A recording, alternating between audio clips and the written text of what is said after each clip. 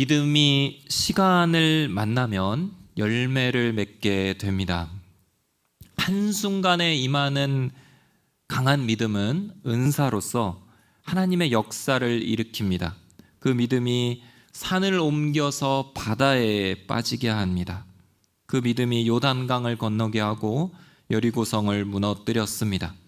무수한 영적 전쟁에서 승리를 가져오는 것이 이 믿음이 일으키는 단번의 역사들입니다.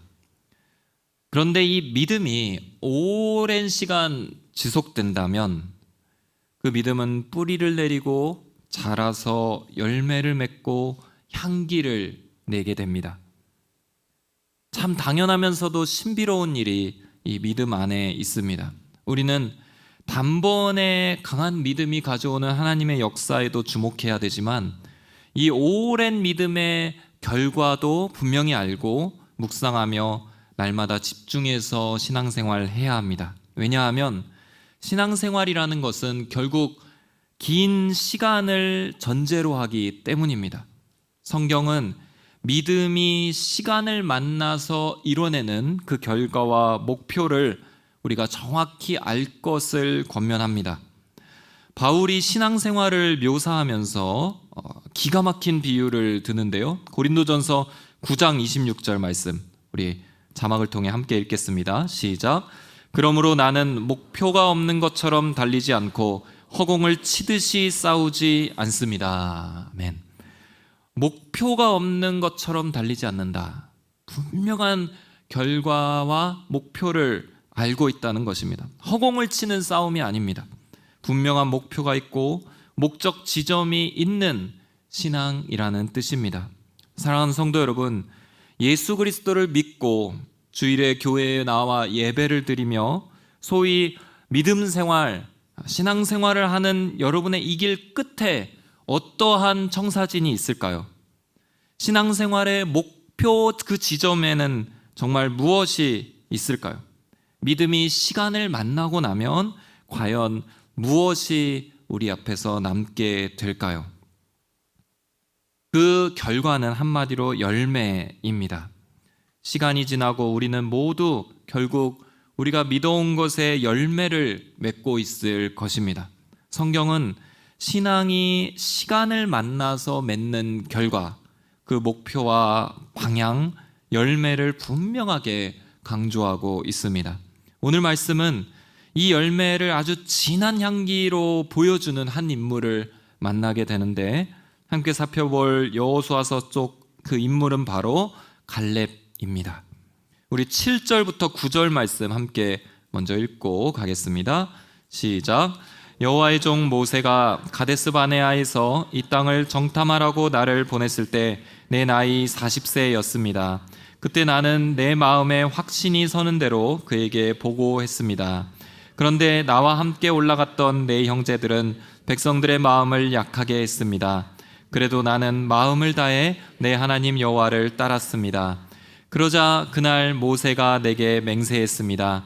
내가 마음을 다해 내 하나님 여호와를 따랐으므로 내 발로 밟는 땅은 영원히 너와 내 자손의 유산이 될 것이다. 아멘. 이 여호수아 14장에서 등장하는 그 갈렙은 우리가 잘 아는 그 민수기 13장 14장의 바로 그 갈렙입니다. 여호수아와 함께 모세가 가나안 땅을 정탐하러 보낸 12 정탐꾼 중에 한 사람, 갈렙이 민수기 신명기를 거쳐 참 오랜만에 성경에 등장하고 있습니다.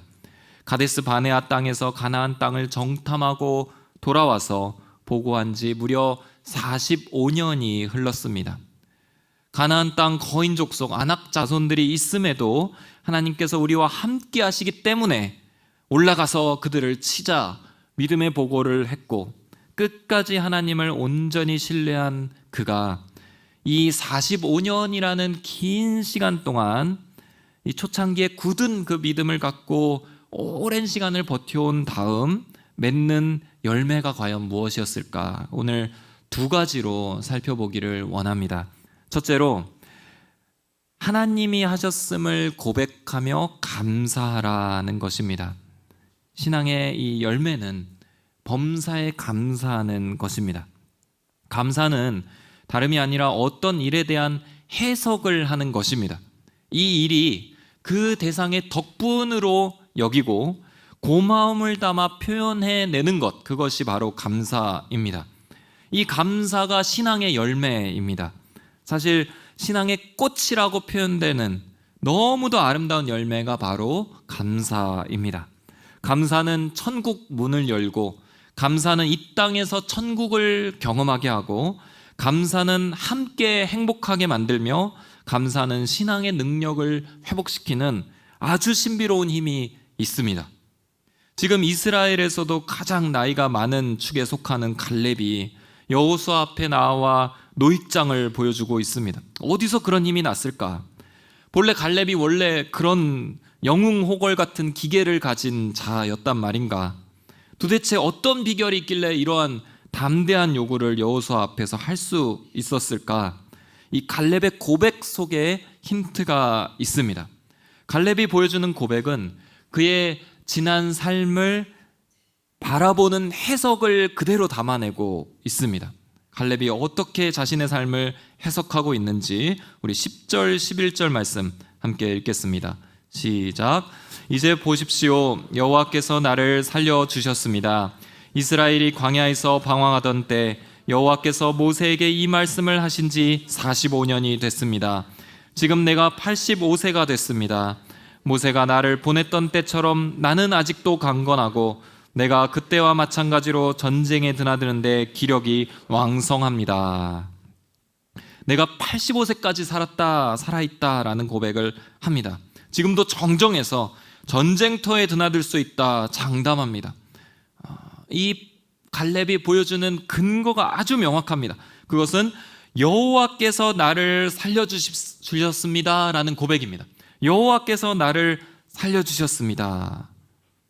이 발언은 교만함이 담긴 호언장담이 아니라 겸손히 하나님의 은혜를 고백하는 감사의 표현이었던 것입니다. 이 부분이 매우 중요합니다. 원래 감사라는 그 단어도 히브리어로 야다라는 단어인데 손을 뻗어 던지다, 인정하다, 그래서 고백하다라는 뜻을 담고 있습니다.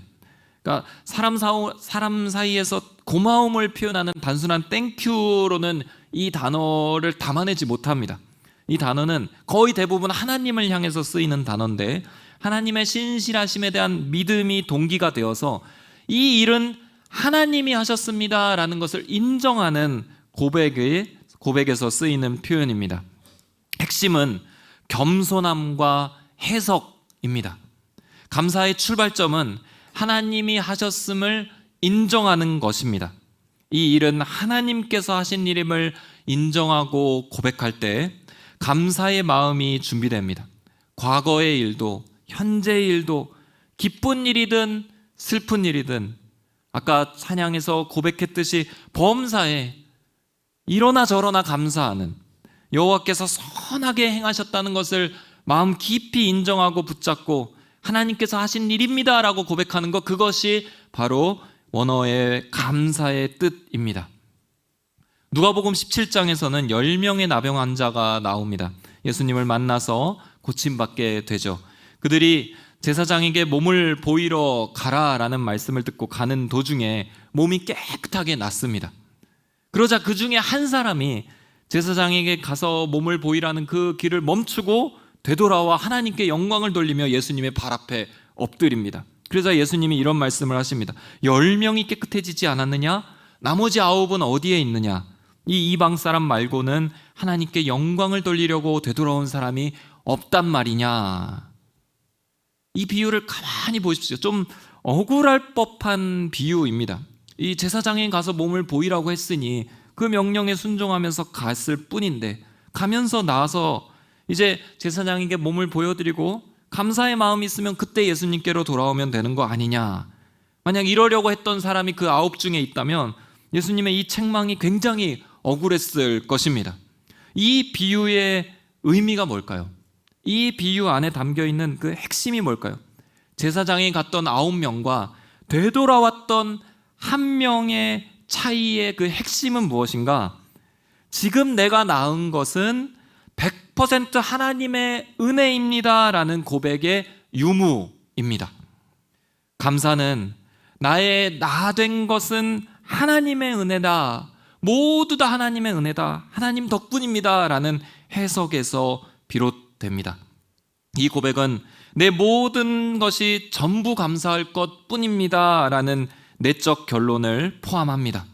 이 고백을 하는 자는 겸손히 하나님을 높이며 하나님께 영광을 돌리며 삶에 당연한 것이 하나도 없음을 진심으로 고백하며 주님만 의지하는 발걸음을 계속 걸어갈 수 있습니다. 이 감사의 메시지가 중요한 이유는 오늘 말씀 14장을 읽을 때 굉장히 중요한 키워드가 되기 때문입니다. 이 감사의 해석을 전제하지 않는다면, 하나님이 전부 하셨다는 이 갈렙의 고백을 읽지 못한다면 갈렙의 오늘 발언은 매우 자기중심적으로 적용되기 쉬운 말씀이 됩니다. 이 산지를 내게 주소서. 얼마나 강력한 선포요, 마음이 뜨거워지는 말씀입니까? 우리가 찬양으로도 많이 부르는 선포이잖아요. 교회 역사상 수많은 성도들의 마음을 뜨겁게 만들었던 찬양이 바로 이 산지를 내게 주소서, 이 찬양입니다. 얼마나 담대하고 얼마나 강력한 표현입니까? 없던 믿음도 막 저절로 이렇게 저절로 일어나는 그런 문장이잖아요. 이 산지를 내게 주소서. 찬양도 너무나 강렬하게 사람의 마음을 터치하는 찬양, 훌륭한 찬양입니다. 그런데 이 산지를 내게 주소서, 이 문장은 어떤 것을 취하고자 할 때, 심지어 그것을 탐욕으로 잘못 구하는 시도일 때도 쓰이는 문장입니다. 아마도 중세 십자군 전쟁 때 군인들을 독려하면서 누군가는 이 산지를 내게 주소서, 이 말씀을 낭독했을지도 모릅니다.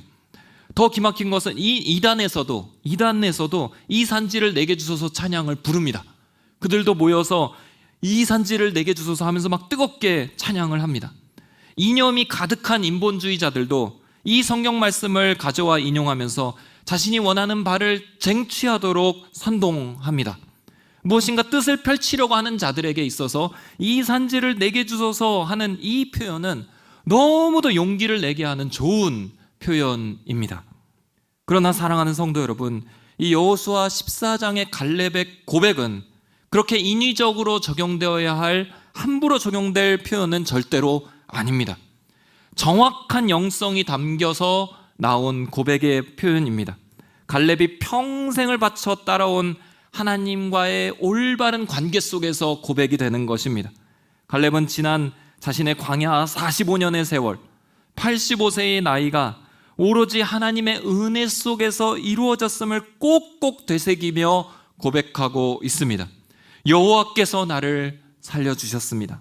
그 힘으로 나는 아직 강건합니다. 보십시오, 내 나이 85세입니다.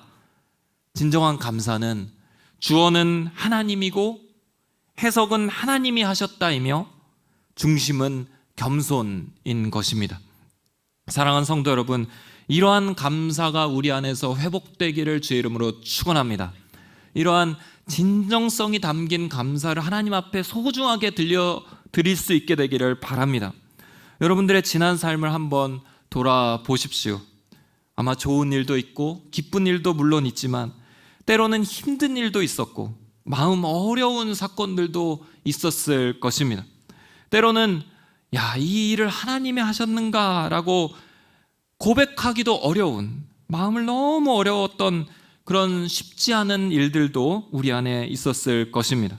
저도 돌이켜보면 삶에 어려운 순간들이 순간순간 있었습니다. 자녀가 생후 석 달 넘게 사경을 헤맨 적도 있었고, 코로나가 한창일 때에 장인어른이 단 몇 주 만에 소천하신 적도 있었습니다. 근데 눈앞이 캄캄해지는 적도 있었습니다.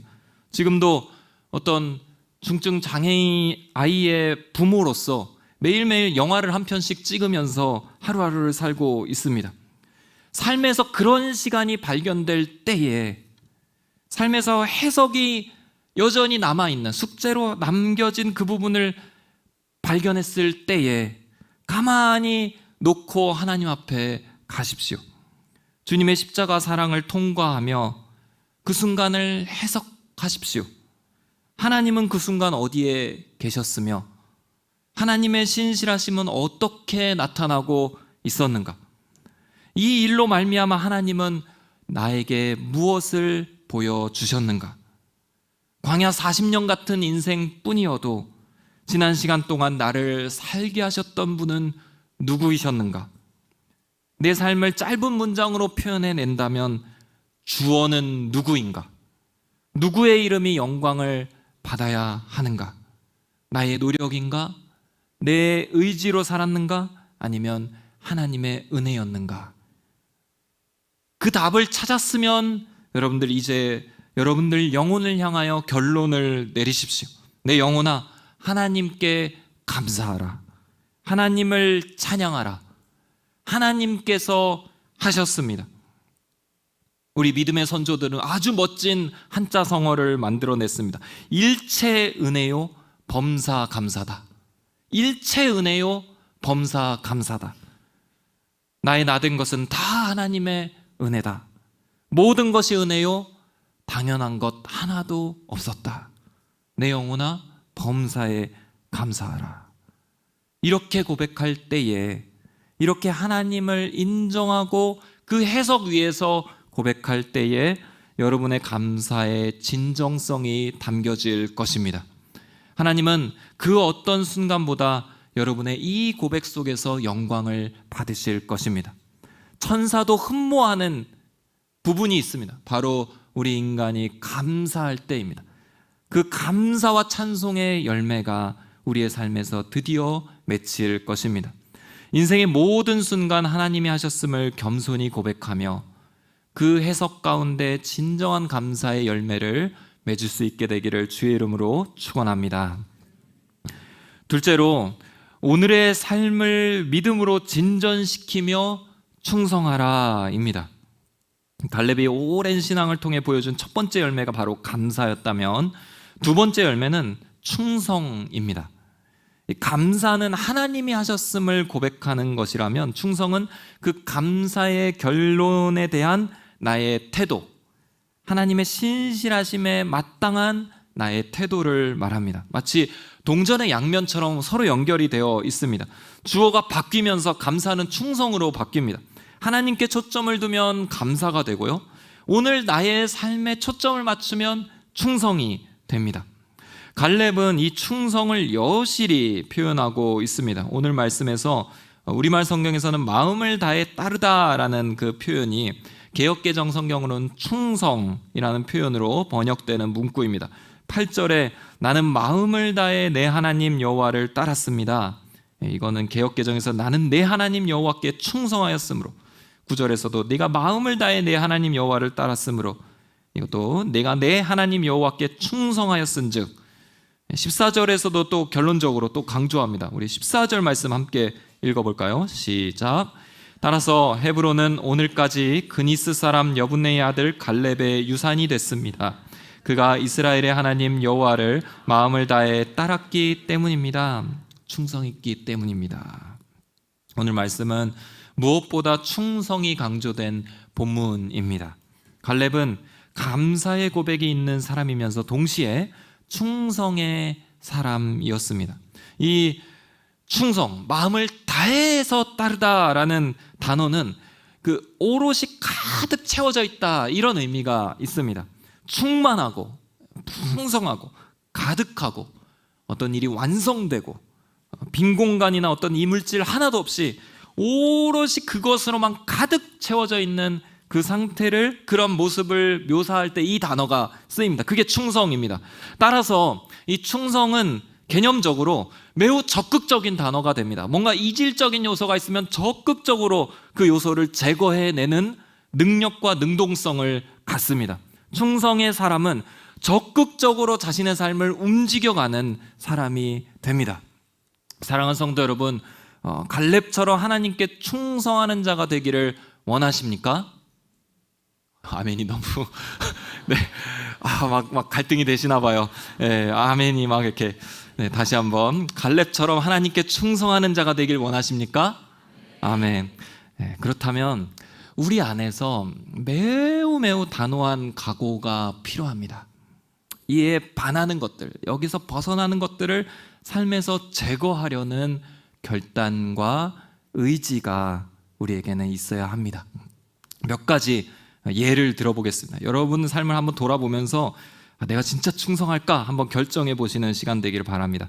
첫 번째로, 내 가치관이 성경의 진리와 어긋날 때, 그런 경우 꽤 있습니다. 성경에서 분명히 말씀하시는 바와 내가 갖고 있는 생각과 가치관, 혹은 그 가치관이라 일컬어질 만큼 굳어버린 나의 사고방식, 이것이 충돌되는 경우가 있죠. 큐티는 항상 그것을 우리에게 보여주지 않습니까? 내가 하나님의 뜻과는 좀 다르게 살고 있구나, 다르게 생각하고 있었구나. 그럴 때에 충성은 내 생각을 내려놓을 것을 요구합니다.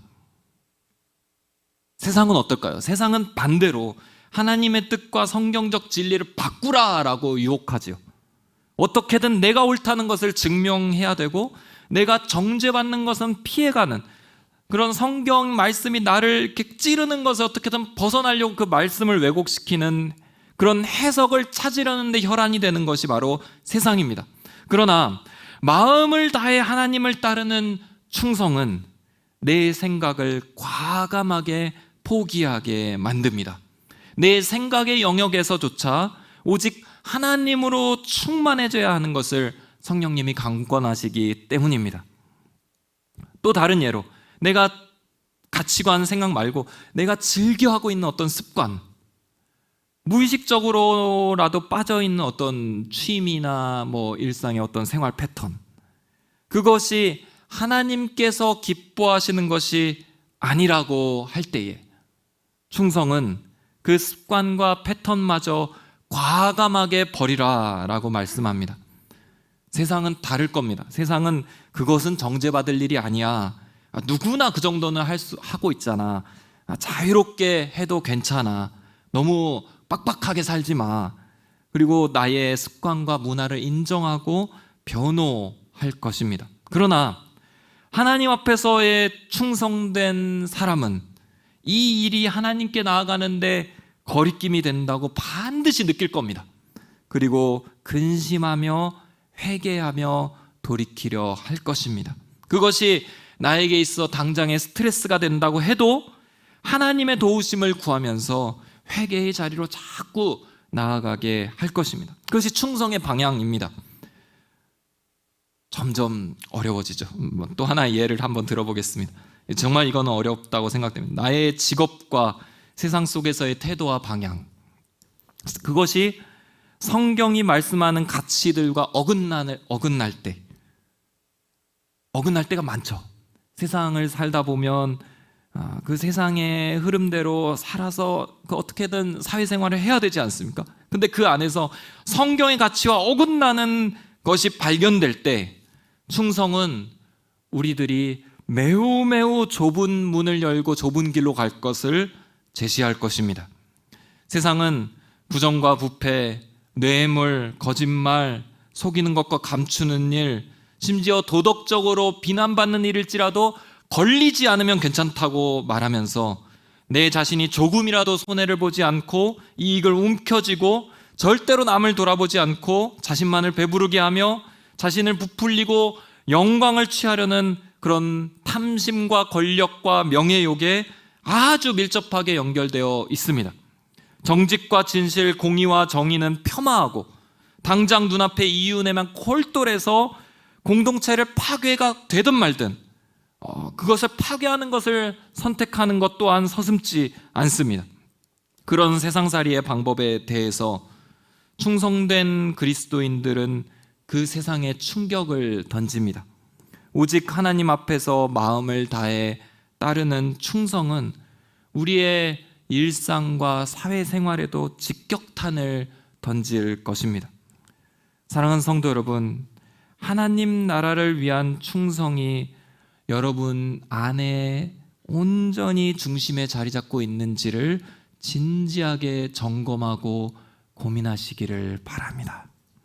세상의 그 탕류에, 죄악과 사망으로 흘러가는 그 탕류에 굴복하지 마십시오.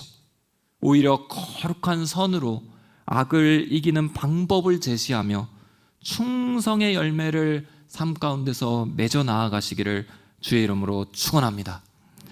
이렇듯 충성은 세상에는 급진적인 영향력을 미치는 폭탄으로 떨어지고 본인에게는 믿음을 자꾸 앞으로 나아가게 하는 연료로 작용합니다. 충성된 자는 오늘 주어진 삶을 믿음으로 진전시키는 능력이 있습니다. 아무 기준 없는 삶을 살지 않습니다. 죄악으로 치닫는 세상과는 확실하게 구별이 됩니다. 적극적으로 하나님을 향하여 나아가며 절대로 가만히 있지 않습니다. 갈렙의 이 충성이, 갈렙 안에 있는 이 중심이 이 85세 노인으로 하여금 여호수아 앞으로 가게 하는 것입니다. 그가 지금 나아가 무엇을 구하는가? 헤브론 산지를 구합니다. 이 헤브론 산지는 온 이스라엘 사람들이 사실은 원하고 찾는 아름다운 땅이 아니었습니다. 그런 흠모하는 땅은 아니었어요.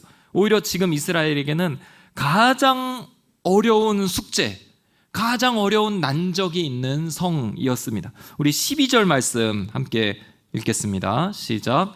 그러므로 여호와께서 그날 내게 말씀하신 이 산지를 내게 주십시오. 당신도 그때 직접 들었다시피 거기에는 아낙 사람들이 살고 있고 그들의 성은 크고 강합니다. 그러나 여호와께서 나와 함께 하시면 여호와께서 말씀하셨듯이 내가 그들을 쫓아낼 수 있을 것입니다. 아낙 사람들이 살고 있어요. 그 성은 크고 강하다. 우리 오늘 말씀 바로 뒷부분인데요, 15절 말씀도 한번 이 성에 대한 표현을 주목하며 읽겠습니다. 15절 시작. 헤브론의 옛 이름은 기럇 아르바였습니다. 아르바는 아낙 사람들 가운데서 가장 큰 사람이었습니다. 그 땅에 전쟁이 그쳤습니다.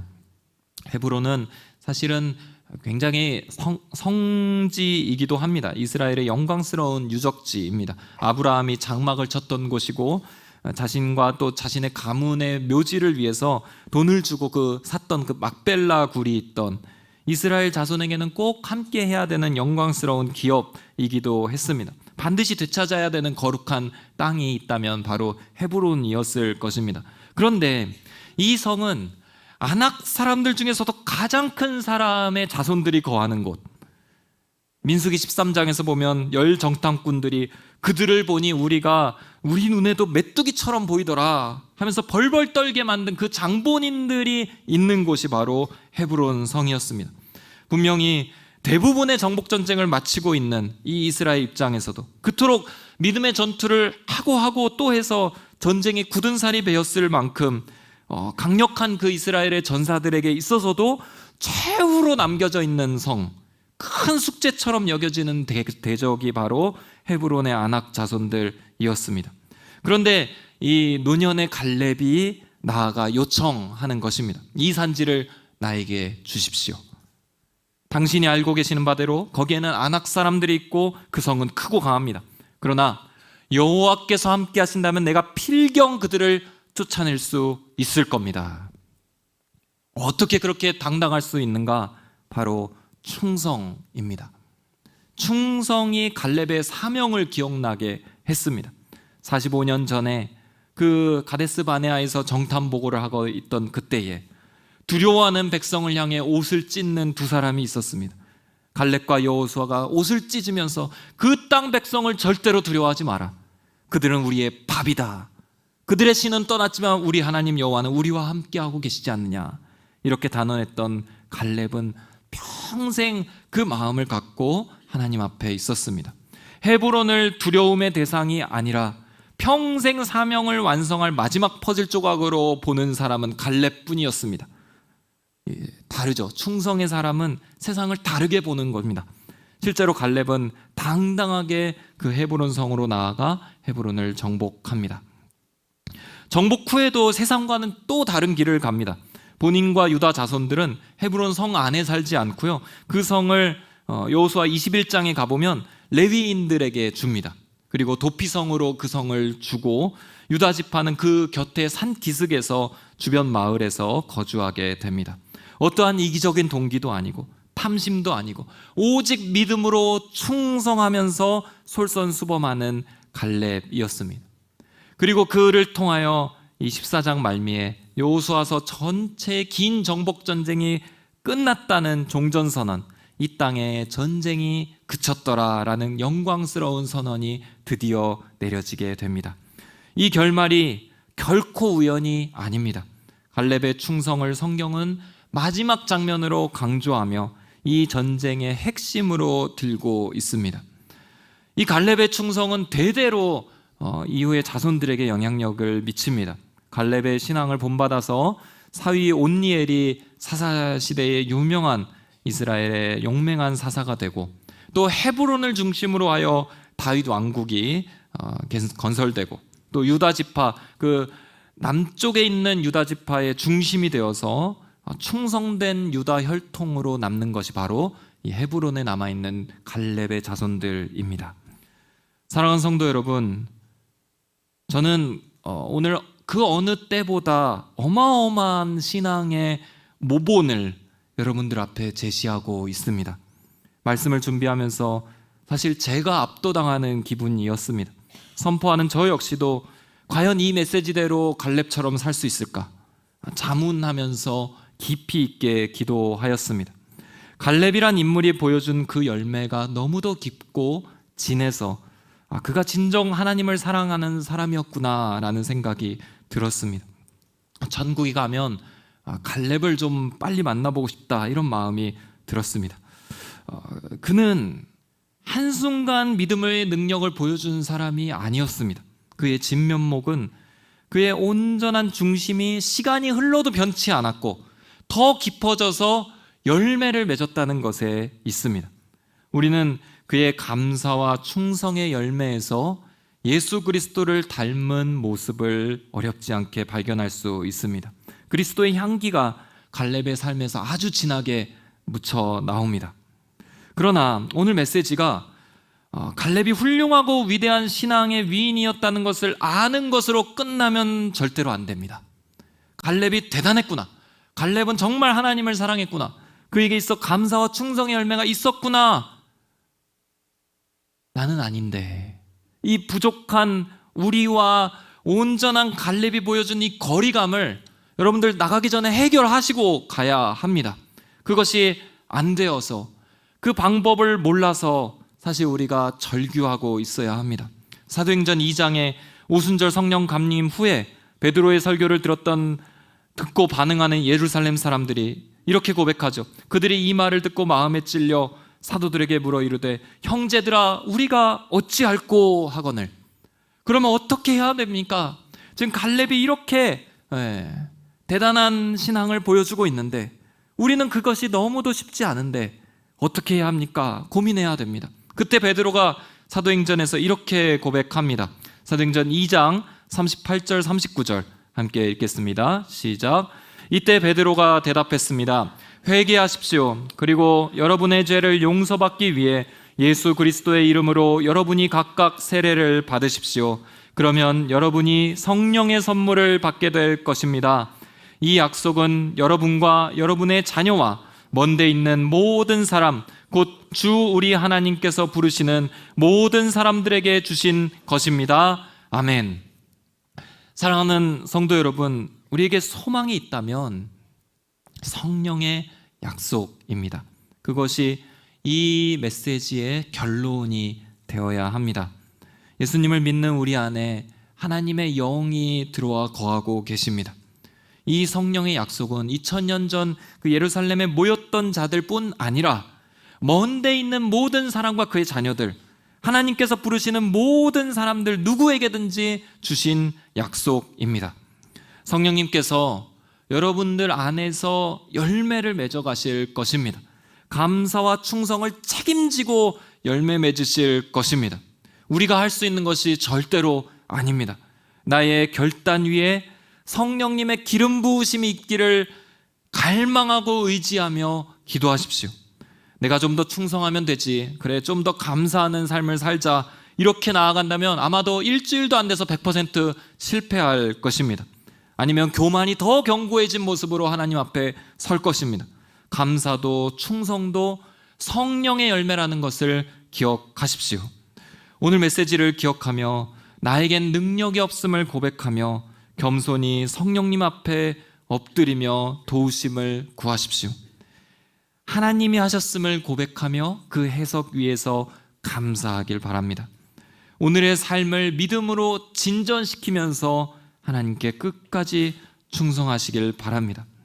여러분의 신앙에 열매들이 가득 맺히기를 주의 이름으로 축원합니다. 하나님께서 추수감사주의를 맞이하여 우리의 감사와 충성을 온전케 하시고 영광 받으시며 우리를 진실하고 위대한 신앙으로 이끌어 주시기를 주의 이름으로 축원합니다. 기도하겠습니다. 살아계신 하나님 아버지, 우리의 신앙에 열매를 허락하여 주시옵소서. 모든 것을 하나님이 하셨음을 고백하는 범사에 감사하는 믿음의 해석이 있게 하여 주시옵소서. 오늘 주어진 삶을 충성으로 전진시키는 믿음의 결단이 있게 하여 주시옵소서. 이 모든 것 위에 성령 하나님 온전케 하시는 도우심이 있게 하여 주시옵소서. 주 예수 그리스도의 이름으로 기도하옵나이다. 아멘.